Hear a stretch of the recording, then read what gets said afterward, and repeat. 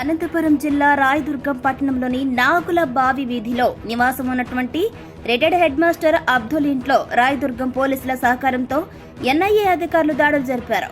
అబ్దుల్ కుమార్లు సోయల్, మతిన్ గత కొద్ది కాలంగా బెంగళూరులో నివాసం ఉంటూ అక్కడే ఉద్యోగం చేసుకునేవారని, వారికి ఉగ్రవాదులతో లింకులు ఉండడంపై అబ్దుల్ కుమార్, సోహెల్ ను ఎన్ఐఏ అధికారులు ఆరా తీసి వారిని అదుపులోకి తీసుకున్నారు.